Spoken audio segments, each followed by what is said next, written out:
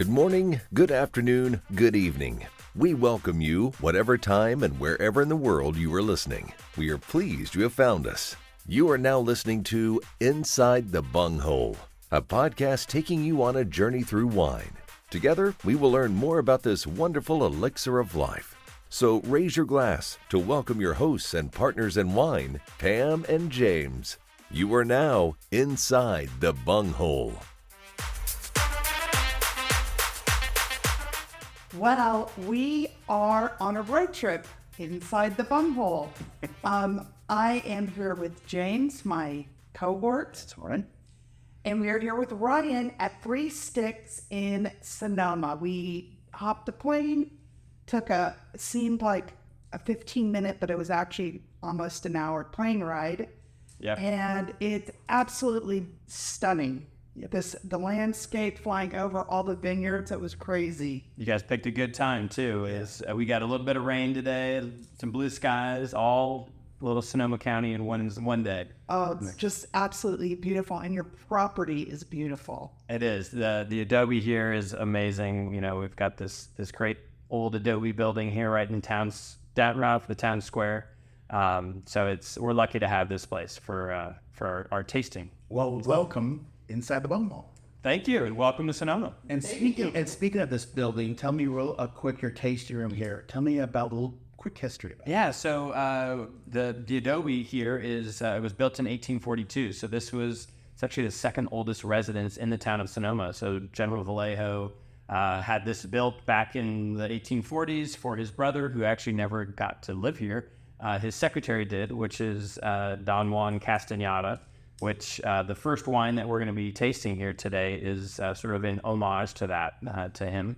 And it has been a home ever since, and we purchased it in 2014 and have turned it into a tasting room, but we really like to keep it as sort of a home. We want people to feel like they're coming into a house.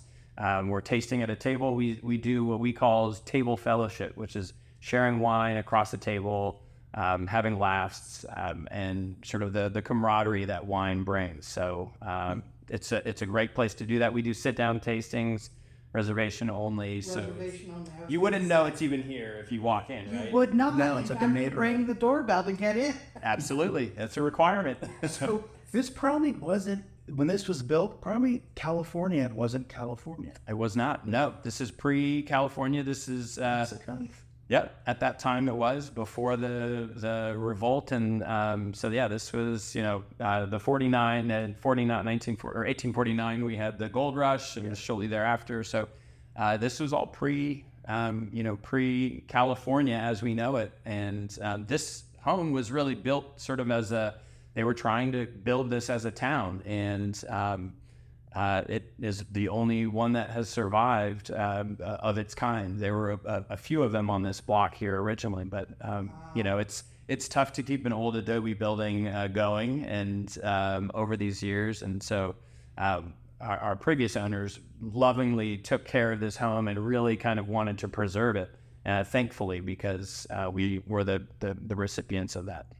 Now tell me a little bit about S4E6 Sticks and the evolution of the winery. Absolutely. So S4E6 Sticks was sort of born out of Bill Price, our owner. So at the 1997, Ed Durrell, who was owner of Durrell Vineyard, and a very famous vineyard in its own right prior to this, was looking to retire, and he was going to all the people that purchased fruit from the Durrell Vineyard and went to Bill, who was chairman at Beringer at the time, and they were purchasing fruit, and said, "Hey, does Beringer want to purchase it?" Bill, they talked it over. No, Beringer doesn't want to. The other growers who they work with didn't want to, but Bill said, "But I'll do it personally." And so Bill became the owner of the Durrell Vineyard and continued to sell fruit to other wineries for a number of years. It had been I think there were 10 to 15 different producers they were selling fruit to. And after a handful of years, in 2002, he said, "You know what? I've got this great vineyard. Maybe I should make a little bit for some family and friends." And so they made a barrel of Pinot Noir, and then the next year, I'll do a couple more barrels of that. And so it kind of, like many things in the wine business, turned into a hobby, turned it into a very serious thing. So in 2006, we opened up a small winery over on the east side of town, and have sort of grown from there over time. So initially it was just the Durrell vineyard, but we've since purchased a couple of different vineyards, Gaps Crown, which is another very famous vineyard prior to us even becoming involved. And we continue to sell fruit to other producers off of Gaps Crown. We purchased a Wallala vineyard, and then we've actually built and designed and planted ourselves 3 other smaller vineyards. One, the William James in Sebastopol, one in outside of Occidental called the Alana Vineyard, and then one sky up atop Sonoma Mountain. So what's really cool is we have 6 different estate vineyards. And, normally when you go to a winery, you've got one vineyard on site that they're making wine from that site. And, you might have different varieties, you might have different styles of wine that you're making, but this, we are getting 6 totally different versions of Pinot Noir and Chardonnay, which is what we primarily do. So tell me about the rosé. Yeah, so the rosé is a special wine for us. Like I said, it is the Casteñada. It is sort of an homage. We made this wine. You can see that the bottle shape is really unique. It doesn't look like any of our other wines in bottle shape. And we did that because when we were doing some renovations to the Adobe, we were out back and we saw all these like cool artifacts and stuff, tiles and medicine bottles. And so we, and like whiskey bottles. And so this bottle of the rosé sort of looks like an old funky whiskey bottle. Very throwback. And so we use this as a greeting wine here at the Adobe. So when people come in, before you, go through a tour, you get a little splash of this. It's really just kind of evocative of summertime. It's bright. I love acidity with all of these wines. And so my goal with the rosé is that I want it to have a little bit of texture, a little bit of tannin even.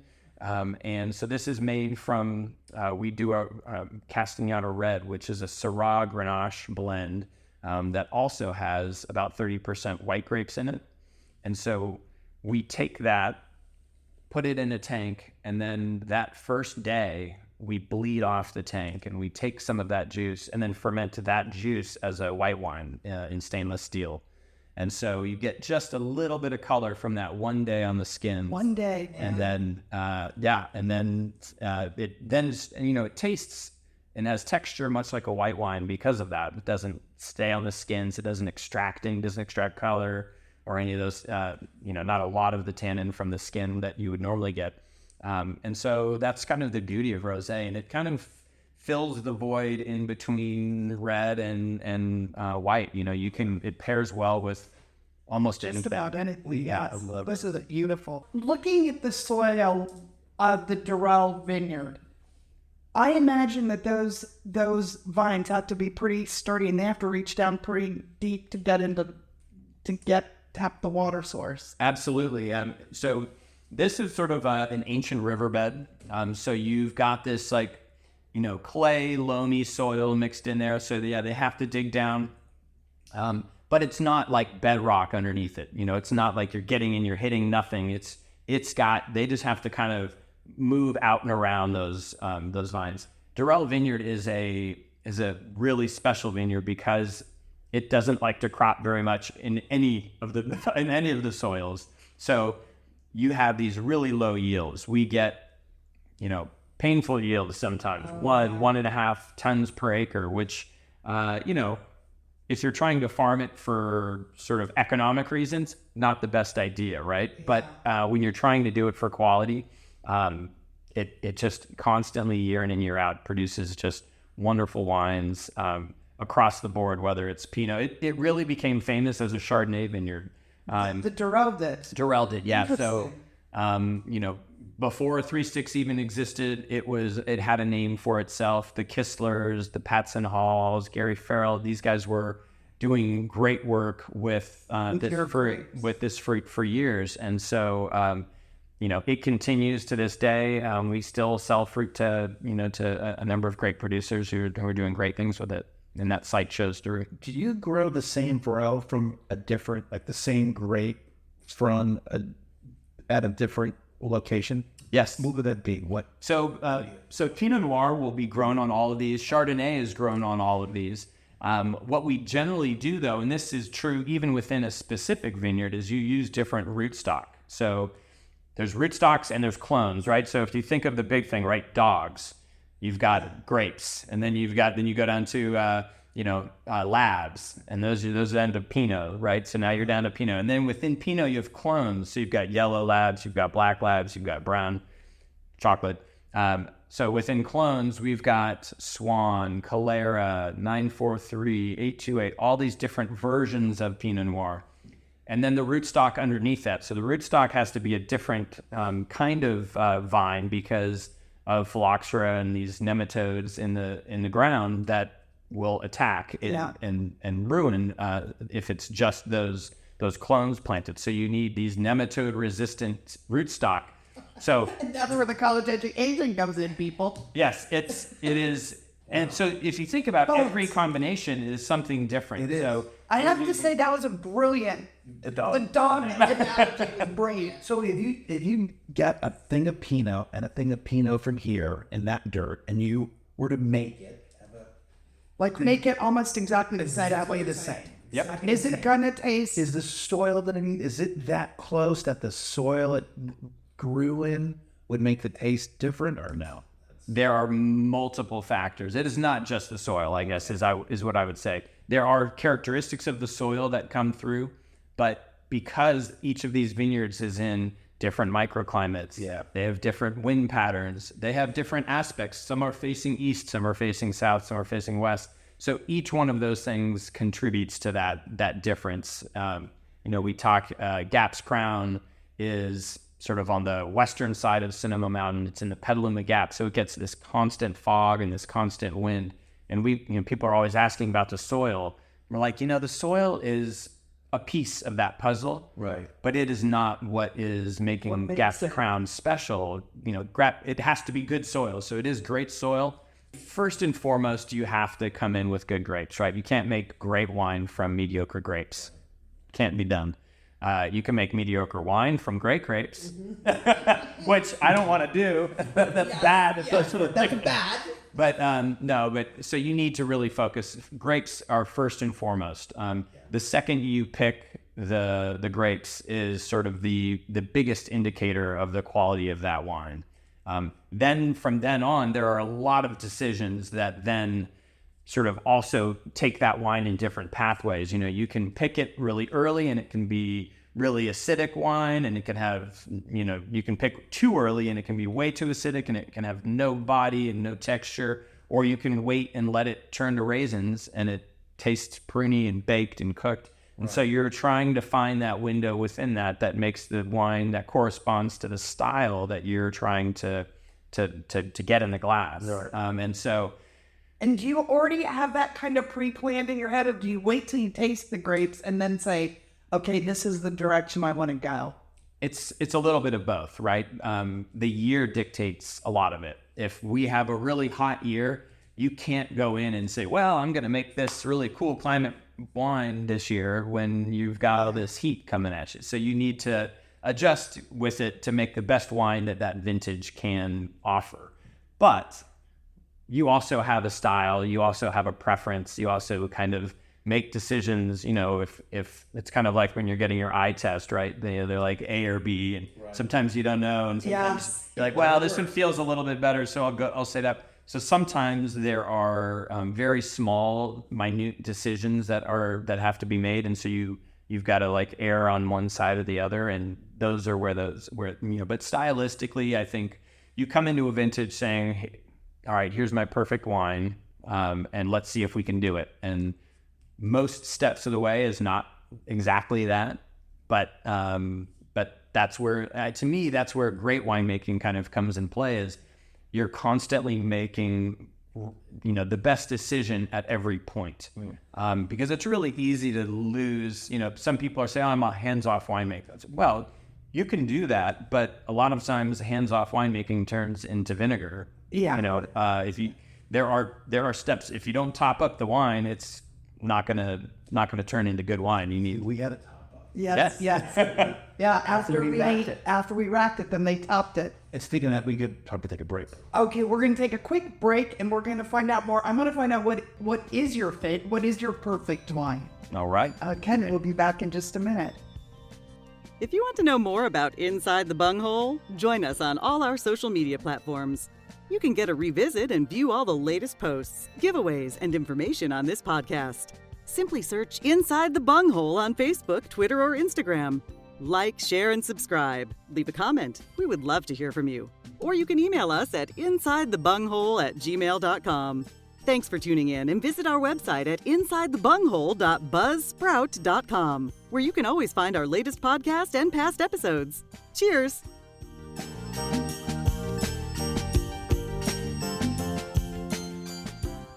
Welcome back, everybody. We are talking to Ryan over at 3 Sticks, and right before we left, I'm going to ask him, what we just talked about, like the perfect wine, what your perfect wine is.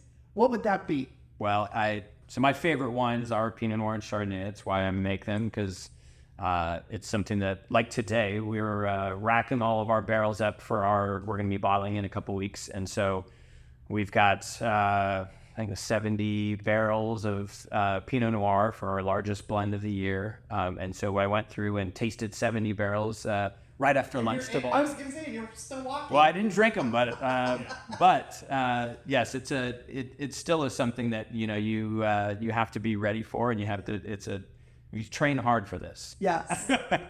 but because of that, you want to make a wine that you love to drink, right? Yes. So my style, I would say, is I'm sort of acid driven. I like to have these wines have a bright acid pop. They have to taste delicious. They have to have a texture that is appropriate for upon release. They need to taste wonderful upon release. But I want these wines to age. I want them to surprise and delight for many, many years to come. Which brings me to my question, pairing. Yes. You must be into that. Absolutely. I think that's one of the great things about Pinot Noir and Chardonnay is they pair wonderfully with so many different things. You can have it with steak. You can have it with fish. There is no sort of raw. To me, the things that it doesn't pair well with are things that are strong or that overpower and linger. For me, raw onions.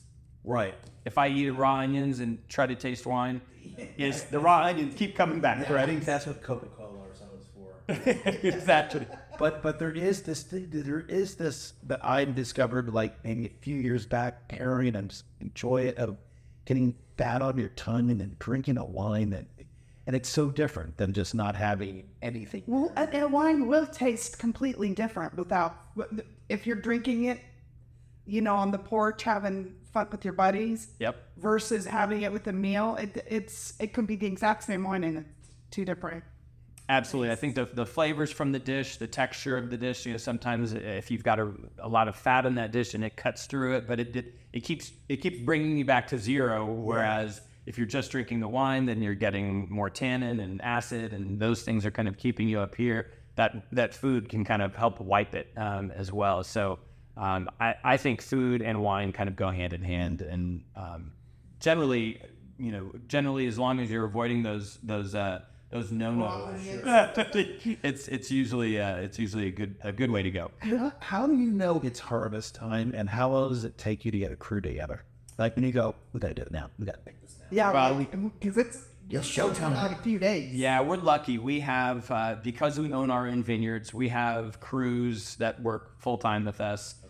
So getting the crew is, it's always challenging during harvest because people move around and, they're being pulled in different directions, and they've got, sometimes they're working on the weekends over somewhere else, so that can be a challenge. But in terms of harvest time, I'm out there sampling the vineyard, tasting the grapes on a day-to-day basis once we start getting close to harvest, and it's really, working with that, checking with the winery to figure out, what tanks do we going to have available, and It's a logistical I imagine it must be like pasta, cooking pasta.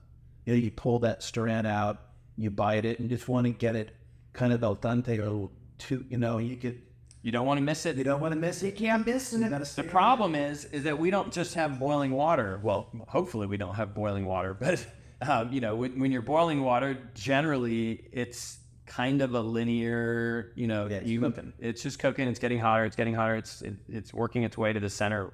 Well, with grapes, every day and every night. So day you've got this heat. At night it cools back down. Sometimes it can be foggy. Sometimes it can be really hot. Sometimes it can be raining, right? So if you've got rain coming, changes the equation. If you've got big heat coming, changes the equation. So you have to take in all, you know, you become a weatherman during harvest. You know, you're looking out 10 days and it's changing and, okay, can we bring in this fruit before that heat wave that's coming in or that rain that's coming in?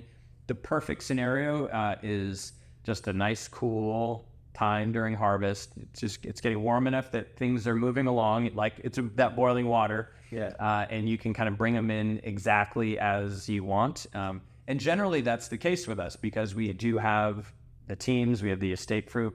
We're not calling a farmer and saying, hey, can you pick it? And they're like, no, we got bruised. Sorry. So that's one of the huge benefits. So what is the second one we're going to try? So the second wine we've got is the Durell Vineyard Chardonnay. So this is the Chardonnay on that same spot. I promise we're going to try something from somewhere else. But this is kind of the, what made Durell famous. It's one of the most popular wines. You know, people who know Durell Chardonnay. I'll be from the nose right off the bat.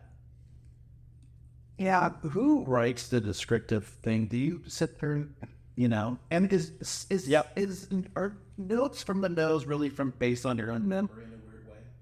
Absolutely. You know, because if you've never smelled a star fruit, you're never going to call it a star fruit, right? So it's what you know, it's what you remember. It's, you know, did you, you had banana cream pie growing up, so all of a sudden, you know, anything that has banana and a little cream note, all of a sudden that's what it's right. Yeah. How do you approach a wine yourself? Just when first I look at it. Does it, you know, what's the color telling me about this wine? Like this wine, it's pale yellow. It's got a sort of a tinge of green in it as well. With that greenness will sort of indicate that it's younger. It hasn't oxidized yet. So as you get golder in color in a Chardonnay, it may tell you that might be you might be getting a little bit more nutty notes, a little bit more oxidative notes. You'd agree? It's just a little bit, yeah. It's just like a great thing. Yep. And it is for Chardonnay, it is much lighter than than you normally see. Yeah, I would say that I'm not making big, buttery, oaky Chardonnays. I want this. I want this to have my mouth's watering as I drink it. That's what I want. I want this to be something that brings liveliness to the palate, and acidity is huge for being able to age these wines. We were opening a 2015 recently, and it's got plenty of life. Still not turning. That. I mean, it almost turns orange. Yes. When it gets really old and oxidized. And generally, that if you're not drinking a sweet wine or something that's been built for that, then it takes on these different characteristics that I would say some people like and some people don't like. Yeah. So the goal with me, so that's the first thing is you look at it. Okay. Second, you smell it.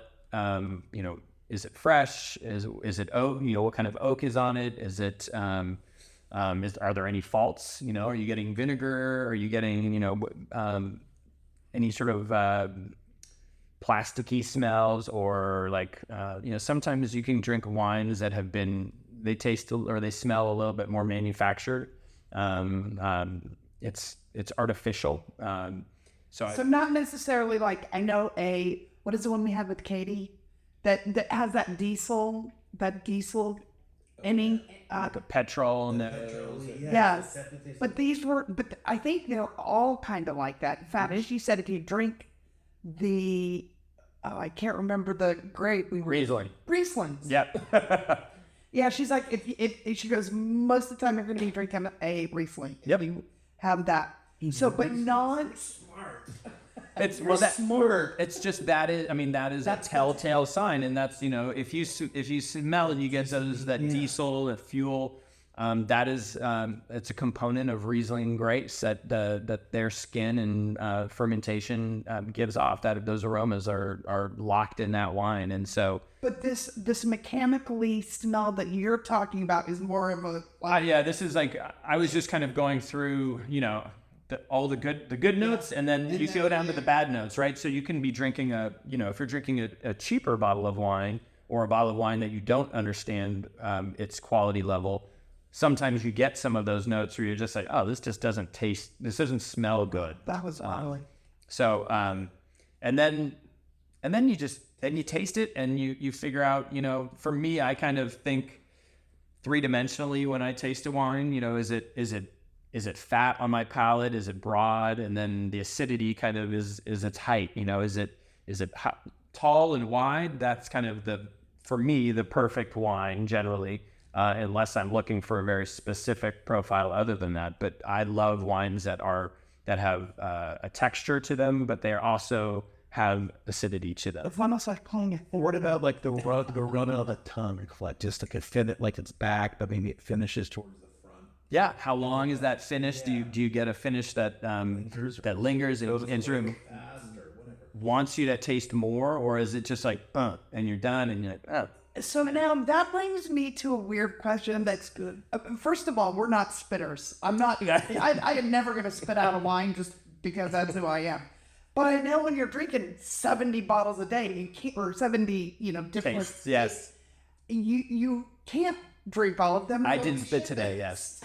No, I mean, Is there?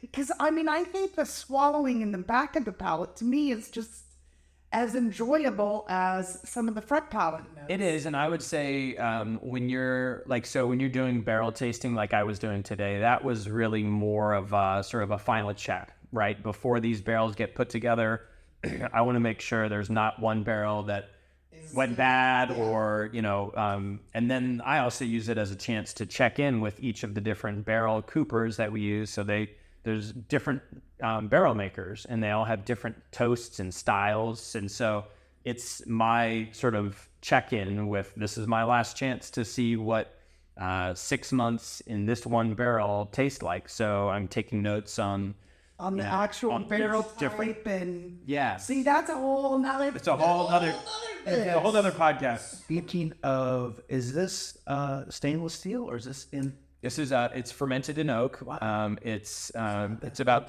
it's less than 25% new oak on it, so it doesn't have a lot. There's a lot of neutral oak on it as well, so oak that has been used a number of times. And again, acidity helps that. I think this is also, I keep this on the lees it's on the lees for a long time. It's not stirred. So some people will stir the lees to really get this creamy mouthfeel. And we do that up to a point, but then we stop. And the lees is, just for everybody, the lees is the sludge at the bottom of the barrel. Basically, it's the yeast. Yeah, dead yeast cells. Yeah. So basically, during fermentation, there's all these solids that get created, and does that make it more oaky?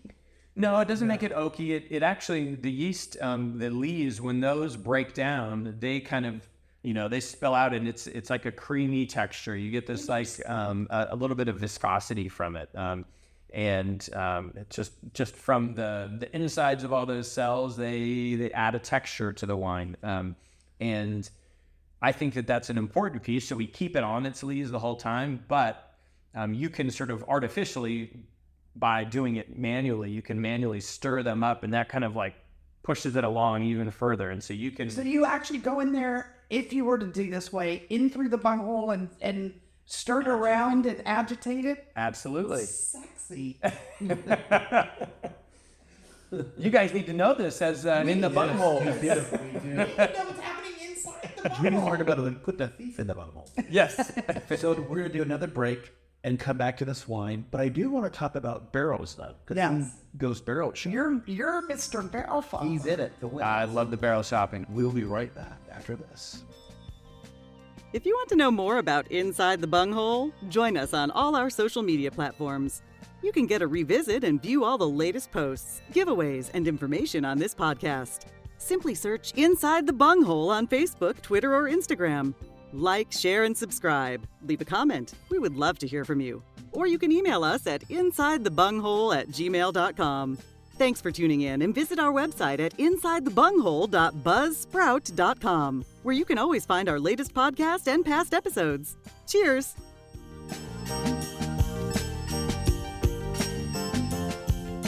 Okay, everybody, we are talking to Ryan over at 3 Sticks, which is making some fantastic wines. They're growing grapes for many people, but the wines they're making for themselves, when are the cream of the crop. We should probably address this one for you. Okay, let's talk about The next for number 3. All right, so this is the One Sky Chardonnay. One Sky. 2020. So this... we didn't talk about One Sky. We didn't talk about the One Sky. This is some special dirt. So this is on the other side from Gap's Crown. So this is on the east side of Sonoma Mountain. And as you can see, it's a much different color. It's a much different consistency. It's kind of like a little bit rockier, a little bit grippier texture. Whereas Those are ashy, very it's like talcum powder. Yeah. It's like Folgers coffee or something. Yeah, exactly. And this, there's a lot of iron in it. It's all volcanic soils. So this soil, this is where the Chardonnay comes off of, and this is the highest vineyard in Sonoma Mountain AVA. So it's about 1,400 feet, and so that's we're talking up above the fog line. Very different. Lots of sun. Yeah, you're getting a lot of the sun. It's cooler during the day, but it's conversely a little bit warmer at night because, all that cold air is sinking into the valley. And so it just stays a tiny bit warmer up there. This area is up above where they grow Cabernet. So you're growing Cabernet down on the valley floor, but up here it's so much colder up in the elevation that Pinot Noir and Chardonnay are even, sometimes having a hard time getting right. But Chardonnays usually aren't. This year has been my first really getting into the Chardonnays, and because they aren't all oaky and they aren't all buttery, Yep. which is, to me, it's like, maybe if you're having a big piece of Chilean sea bass, yeah, but normally it's not something that it's too much of a food wine for me. Yep. But these two are beautiful. I think Chardonnay, Chardonnay is white Burgundy, right? These are some of the most expensive wines around. When people come to me and say, I don't like Chardonnay, I'm like, come on. You just say you don't like dogs. Yeah, it's possible. You might not, but it's a style. 9 times out of 10, it's people don't like big oaky Chardonnays, or the opposite. Sometimes they don't like these really thin, don't have a lot of flavor Chardonnays. Maybe they had Petit Chablis back in the day, and it was too acidic for them. Okay, maybe you don't like that style, but there's so many different styles of Chardonnay that to say you don't like it, it's possible, but generally there's some good ones out. Yeah, there's something that you'll like. Yeah. So let's talk about barrel and aging. And I know that your thumb is on everything, even from the grapes growing, and you're out there. Tell me about barrel shopping. Yeah, so barrels are a whole sort of, each one of these portions of winemaking, these periods of winemaking have their own little rabbit holes. And so, most of the time people say, all right, well, I've got to put this wine in something, so I'm going to go out and buy some barrels. And some people do it by buying just an equal number from a bunch of different people, and they try it out. Maybe there's a certain style so each barrel, you can choose the forest on sometimes. You can choose where it's from, which oftentimes will relate to how tight the grain is within that. So if you have oak that is a tighter grain, it's going to supposedly age more slowly, impact that wine more slowly. So we choose to always purchase very tight grain, the tightest grain you can basically get. We use 4 coopers. I use 4 coopers because I want... Cooper is a guy who's selling you the barrels, right? Makes those barrels. Makes them. Yeah. A Cooper. Cooper is a barrel maker. We're learning a lot. People. And so each one of those coopers has their own style too, much like 3 Sticks has a wine style. Yeah. Each cooper has a style. So like Francois Ferrer is one of our coopers that we use, and they make their barrels are have a little bit more toast and marshmallow and sweetness, and they're just big, and they're big impact wines. Make big impact wines. We use Dargaud and Jaglé, their Marcel Cadet barrel, which it lends a texture. It's when you bend those barrels, you have to heat the wood to make it bend, and so most coopers will put it over a fire pot and they'll bend it and put the hoops on. Yeah. Well, what they do is they actually take this wood and put it into a boiling vat of water, and it comes out hot and malleable, and then they can do it that. So it's called water bent. And so what that does, it also leaches out some of the tannins of that, and so you get this just really creamy texture from those barrels. We use quintessence, which is a little bit more of the spice, and then Tonnellery O we have a really unique relationship with them where we go to France with them every year, and we will go and work with the stave mills. So the stave is each one of those boards that makes up of the barrel. So they go down, they cut the tree, we follow it into the stave mill, they make the individual staves. It stays at their site with our name on it, saying this is the 3 Sticks stave pile. After 3 years, those get shipped out to Tonnellery O, which is in... My tree. Exactly. And so we go and toast the barrels with them at the facility here in Benicia. So it's, we are a part of the process from tree to barrel completion. And how many uses do you get with the barrel? Each barrel we use typically for about 3 years. 3 years. So you get, sometimes you go a little bit longer than that. You might use, for Chardonnay, we tend to use it maybe 5 or 6 years before we get rid of it. But with red wine, that's the neutral, because you're getting to the neutral oak once you. Yeah, after about 3 uses, the third use, it's pretty small impact. You're still getting a little bit out of it. With Chardonnay, that's okay for me because once you get to neutral, you basically can use it forever within reason. Yeah. At some point, though, the barrels just start. It's better to use the newer version of them as you're going through them. But so the barrels that are steamed, the ones that have a little more spice, you could taste that, right? Absolutely, you can. I wouldn't. You can. You could if you knew what you were tasting. I think you would. We do that every year where we'll go through and we'll pull samples from each different barrel and we'll taste it with all the different coopers themselves, and so they get to taste what other people are doing and what it tastes like, and it's definitely unique. And one thing you have to realize too is when you have 25% new oak in our Chardonnay, for example, well, each one of those new oak barrels that you taste is not representative of what that final wine is going to taste like. It's concentrated, it's almost like if you were to taste. So you take the 25%, so you take the new oak and then you blend it with the interesting. So when you taste a new Francois Ferrer barrel, it's boom, it is oaky. That's where you're like, wow. If you just took that and said, oh, I don't like this because it's too oaky, well, you have to realize you're going to blend in 75% of neutral. So that's where you have to kind of get your head around that as you're doing it. Much like when you build a blend, you want that blend not to taste like it will finally. You want to build it so it's a little bit rough, a little bit harsh earlier in its life, so that way when it comes to bottle, it tastes where you want it. So you're kind of always thinking way ahead. Right. When you do pour wine, it opens up. It does taste different when you walk away, come back What is it doing in the glass? Or what is it doing that's out of the bottle? So there's a couple of things, right? So you've got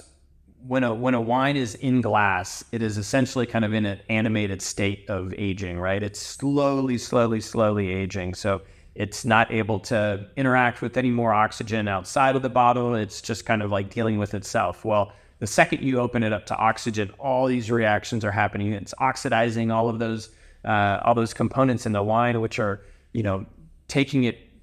If you have fresh fruits, taking it and sort of like imagine an apple. You bite into the apple. Well, it's starting to brown immediately after, and oxygen is sort of attacking, and it affects the flavor as well. Right. Certain wines will do that really quickly, and some will take a long time. 3 days later is like vinegar.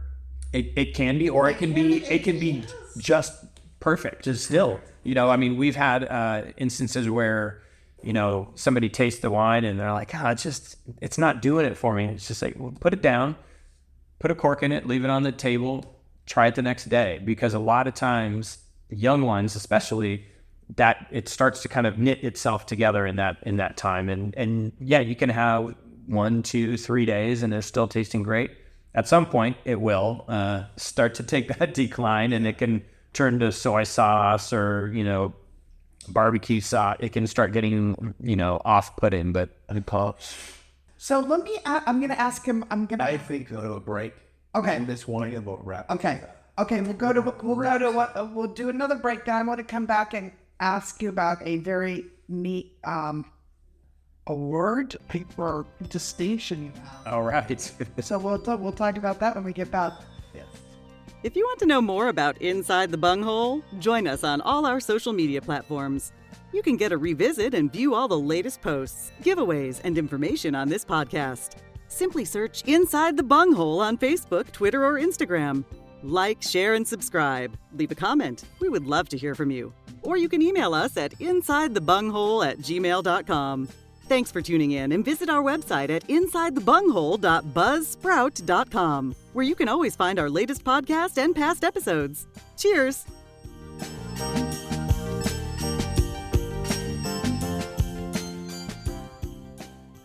Okay, welcome back. We are here at 3 Sticks speaking with the winemaker. Is that your official term, the winemaker? Probably like vintner or some kind of Arbor Cup isn't fancy. Yeah, I am the director of winemaking, but basically I do anything from mopping the floors to whatever needs to get done. That one needs to get done. And we've got a great team in the winery who are as we speak doing some of that work that we were just talking about, racking those barrels up to tank as we speak. How important are titles or our awards? Do you guys spend much time thinking about that, or? No, it's always an honor to receive them. To me, the thing that I love most about them is it gives, like I said, the team the understanding and the accolades for the work, all the hard work that's going on. When we get a great point score on a given wine, it's just great because everyone can say, all right, we're on the right track, if that matters, right? I think we are proud of these wines without the score as well. We all have our own stories. We have our own philosophies on how to make wine. And so having people help get that word out, I think is important and helpful. Well, so the easiest way is go to our website, www.3stickswines.com. Number 3 or spelled out. H-R-E. Yeah, 3 Sticks Wines. And go ahead and there's, on that page there, you can sign up for our mailing list. You can sign up for our wine club if you'd like. Like I said, that's really the best way to get our wines, and someone will contact you. You kind of, figure out what you're looking for, or you get to just put your name on the list, and we'll email you when our releases come out. And you'll kind of get the hang of it after the first couple tries. Some people are always like, oh, well, we'll try a bottle of this, and they call back, hey, I want more of that. Well, it's gone. So you don't have a huge production. No, we don't. We're about 10,000 cases, so it's not a big production. Some of these wines don't even make it to the mailing list. Our wine club are the only ones who get it because there's only 200 cases of it made, and so that goes all to the wine club. If you're on the mailing list, there's most of our wines are available through those. There's a handful that are not, but and you can join the mailing list, people. I interviewed a lot and go, oh boy, is this a chore? No, it's always fun. It's fun because your stuff. It's our chance to tell our story, right? And hopefully reach new audiences. And someone's going to come in, a year from now and say, I heard you on that and said the Find the Bottle, and I'm going to say, I remember those guys. So no, it'll be that's you got to do it piece by piece. And you're a great winemaker. Really, honestly, we learned a lot in this one. We did. And I think the best part of this job for us is meeting people like you that are passionate and yet willing to share, because it's true. Hey, everyone has their own style, right? And some people like to do it in the silence of their own cellar, and some people chose the cellar for a reason. Well, cheers. Cheers. Thank you so much. Cheers. It was amazing. Till next Oh gosh, I guess until next time. Inside the Bunghole. Thanks for joining us.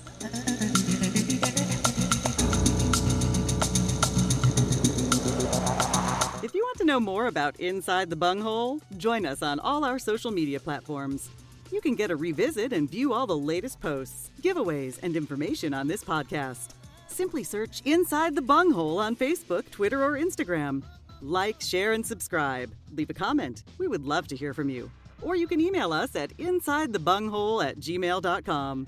Thanks for tuning in, and visit our website at insidethebunghole.buzzsprout.com, where you can always find our latest podcast and past episodes. Cheers!